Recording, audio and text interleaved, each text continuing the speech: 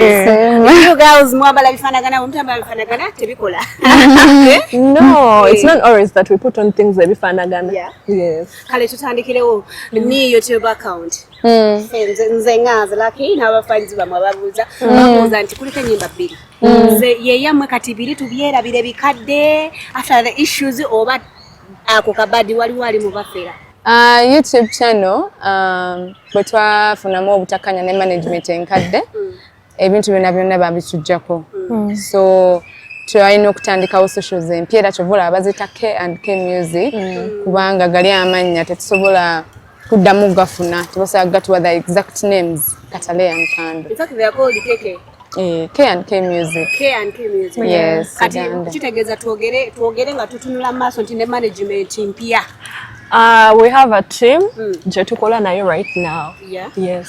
It's just a team? Yeah, it's a team. Tulina abantu abatuyambako ng'era omu ku boy rape and management. Rape and management. Yes. Is not a manager to you people, but no, he's a manager. Yeah. So he's part of the team. Mbadde njagala kibeere specific.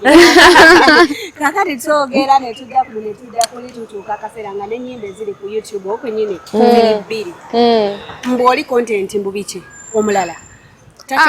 Anti-accounts bazitujjako so we can't access that content online. But we perform the music and ennyimba fa abalimu. Kati all the issues that are happening, whatever that happened, you guys, what do you talk about that? I wouldn't want to talk about that because it's in the past. Twahilinga. Right now to the movie Pia, we have new music, K&K, new team, so I wouldn't want to go back. Kindly, I request you, Kataleya, how did it affect you guys? Kindly. Sebulungi era abantu bonna ebintu baabiraba. Sendo tulowooza mukyali mu stunt. It's not a stunt bandi. We went through a lot. Why did a stunt? Twayita mu bingi. By the way, he starts zinaku zino. You're Kataleya? Yes, you're Kataleya. Since zinaku zino mukwano, ziri powerful. We can actually believe anything from you artists. But obudde butuuka ne mumanya amazima ebyaffe byali different cause era nga we byali bitandika buli omu yalowooza ali stunt biki but ebintu mwalaba nti byatuuka wala nti tasobola ba stunt okubanga nti tulina management empya right now we have a new team it can't be a stunt mpaka kati. Okay, kati kiddako Kataleya and Kandle. Ekiddako tulina akayimba akapya mwaka live bakayita nkuwulira ne Dr. Brain. We moved on. We are trying to do music. Okay, issues ezabaviirako. Okay, I'm sorry, I'm going a bit deeper. Mwebyo kuba kati bikola Kataleya and Kandle. Nze ne mbuuza nti issues ez'emabega. Oshegeera ezo issues ezayita mu contract issues ezedda. Temugenda zeddamu wano ne rape. Tiimu yaffe cause ensobi ze twalimu twaziigirako byonna twabiraba. So right now we want everything professional. Tiimu yaffe eri organized and naffe tulaba we tulaba nga aliwo ekigenda osoba tutula ne twogera. Kozi mwabyogerako ebyabaawukanye. Baani abayawukana? Muva ku mugambo bannayo. Biwulikika nti mwali mwagala ku musajja omubitu. Mama singa tuli ffennaano abawala obamanyi. Nga mwasotinga nedda bambi si ku basajja. You know it's really hard. Omanyi, some girls, some people be like, I know business. Business is business. We do not really care. We have to show this to public. No, bambi tebyali bituufu byonna byali bigambo. Mwina amamotoka mwena babiri. Amamotoka? Tetulina munnange. Obadde oyagala tuwayo emmotoka. Tweyanza. Because mbadde natera okubabuuza nti just in case bwenanga mwina emmotoka bbiri nga you people like buli mwina emmotoka ye then ne babayita in a place tugambe tusolena tubayise to do 21 questions urgently ani avuga muvuga zonna bbiri oba omu avuga ate ani avuga bwanga omu yavuze eri okumpi ayinza okuba nga eyange yeyasoose nga ye abanga yange talina service kubanga teriimu mafuta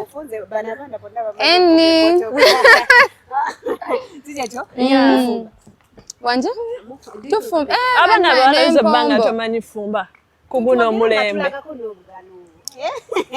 twogera tufumba sikyo tufumbira ddala mufumba emmere ne mutuwooleza ne mugisaanika. Oh. Empombo. How? Ate hawo basaanika bate.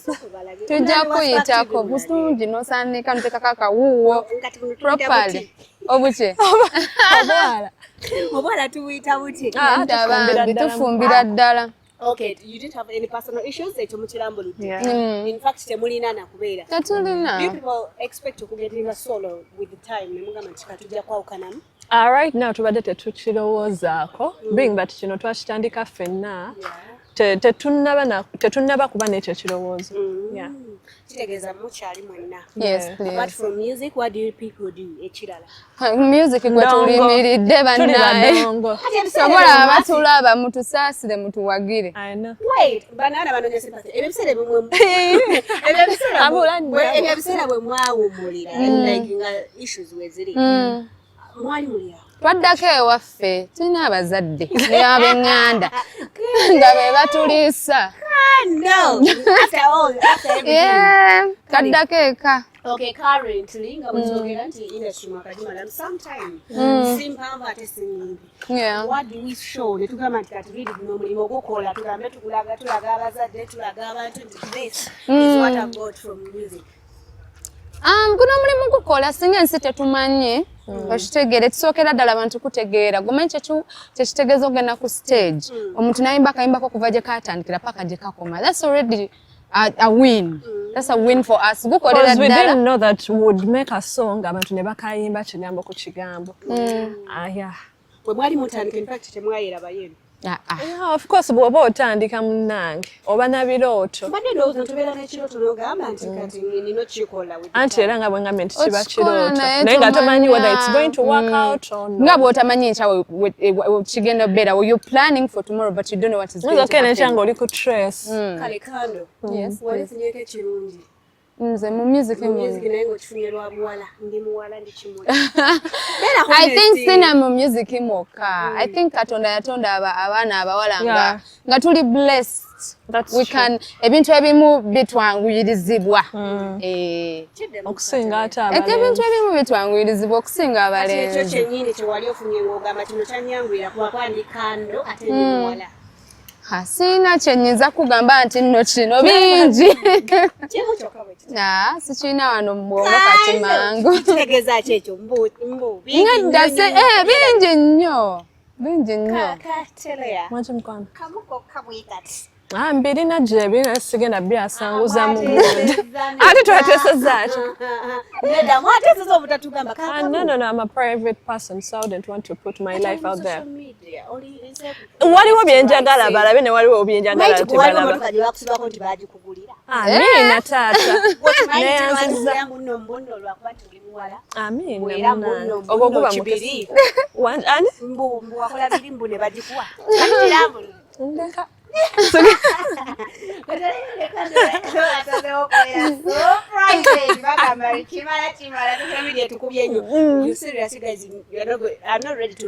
Now we wouldn't want to put our life out there.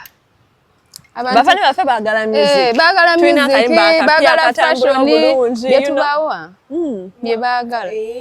In fact, you actually nkanganzize kwenu side. Eki promoting a music. Loza chechi full oluyimba olwakabi oba omuntu wakabi. Bingi nnyo, it's everything combined. Naye okusookera ddala oluyimba lulina kuba lulungi. Kyogamba Kataleya tewaliyo bantu balina nnyimba nnungi nga tebakola. Tezinnakola hit. Nga tezinnakola hit. Bajja, it's not their time yet. Otolangako omuntu ayimba oluyimba ne luhitinga after 15 years, 20. Nezijjako ekaba kadde akatono. Oluyimba lulina okuba olulungi, olina okubeera very hard working, you have to look nice. Nga ojjako music gwe ng'omuntu image yo, team yo, mikwano gyo, everything. Abawala abato abali eyo nga bahasolinga n'obulamu currently banga balina kye batandika bigambo ki bye bawa? You first tutandike naawe. Bagume, bakiremereko, bakole nnyo. Teri muntu agenda kugamba kubanga naffe twali tutandika okuyimba tulina abantu abatugamba bino tebijja kukola ate kati bakubira ne bagamba banaye akayimba nkawulidde.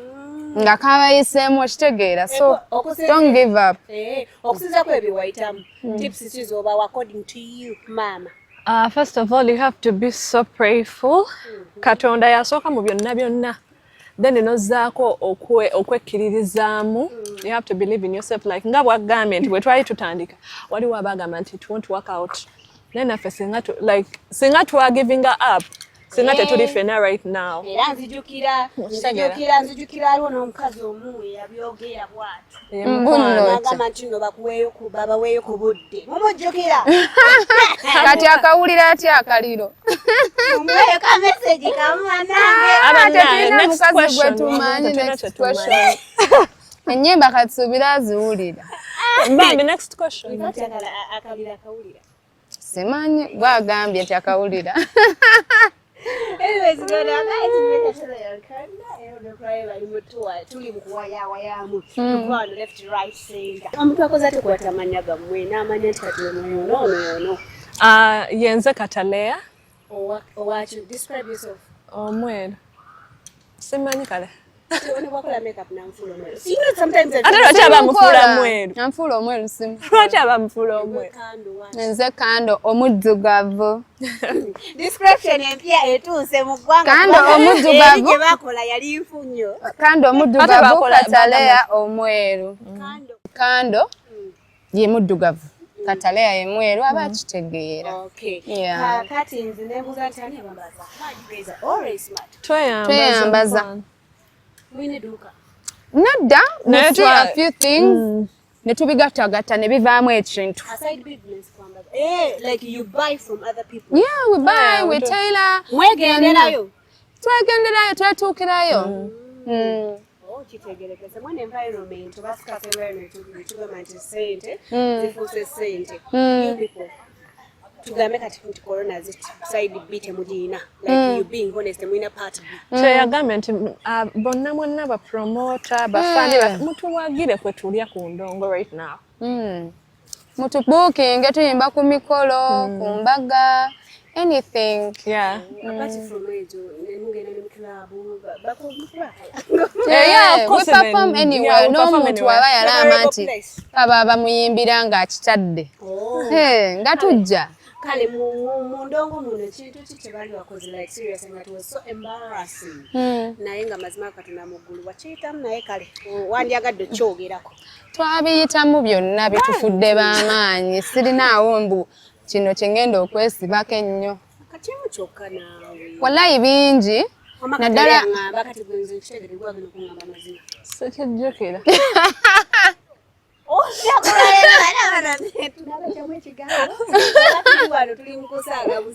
Nedda bambi tetubijjukira.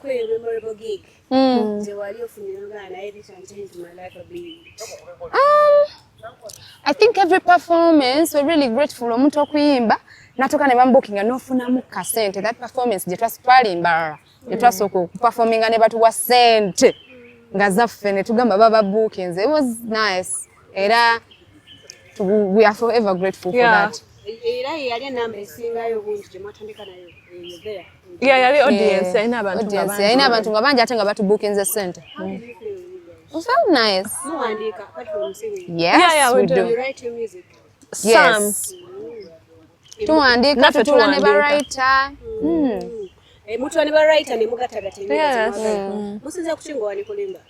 Kisinzira situation being that we are the voice of the voiceless, abantu baffe olaba ebintu ebituukawo mu ggwanga and you write about it. Olowooza music wamwe ayambye atya society influences ate bafanyizi bammwe? Music waffe ayamba nno society. So much. We sing music w'amakulu nti tujja gamba onsanze ndabo yagala mutima gwange okwabule okitegeera teri muntu gwe batakwabulanga ku mutima tuyimbira abo abantu nga tasavaayo kyogera asobola okuteekako akayimba n'okategeera tuyimbira omukwano eno bakunyumiza owaaye nti bakwetalira abaaye abali mu laavu be baakyawa abagala ssente nga tasobola kyogera nti mpa ssente njagala mmane kitegeera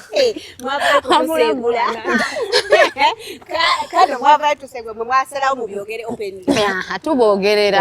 Ogera ku nnyambala.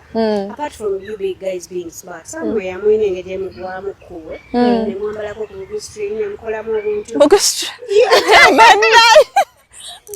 Obwatatukwambala. Okay, remember personally do you actually think that is actually pushing your music or declining? Fe twambala according wa wetuba tuli. Let me say here olaba ntutuze for an interview olaba zinengoye za interview zikuwesa ekitiibwa bwe mbeera mu baana ngenda kwambala ebintu ebitesitaza kozi mba ndi mu baana bato bwe mbeera inabba awali abaana abantu abakulu nti kyova olaba nti ku bbala basobola ogamba 18 and over balina be batakkiriza yingira okitegeera so nja kwambala like a star azze mu club okuperforming and you'll be actually free with that. Yeah. All right, ngasomaliriza in a few questions.